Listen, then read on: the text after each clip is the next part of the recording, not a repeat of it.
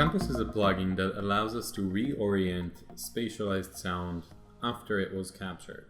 If we will go to track number 20, we will see the 8-ball spatialized sound recording, which is 8 channels, meaning it's spatialized.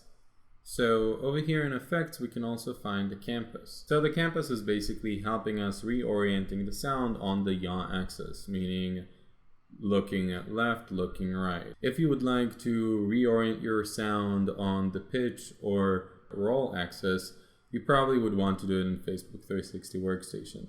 But most likely the yaw is what you're looking for, meaning looking left and looking right.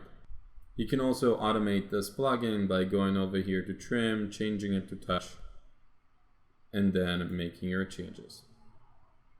You can reorient any spatialized sound with Compass, not only 8 channel, all spatialized sound, rather if it's Ambisonic, 4 channel or more. Alright, let's see what Greg has to say about the Compass. So Compass just allows you to rotate the microphone after you've already captured information. If your microphone was facing north and you didn't need to change anything or calibrate anything, then you're fine. You would just leave it that way, right? And you wouldn't need this plugin. Let's say you made a mistake while you're tracking and you were like 40 degrees off. You would just turn this Compass and it rotates the microphone.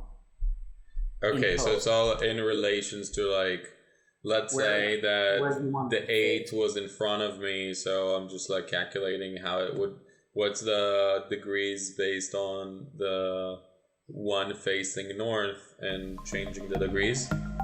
Yeah.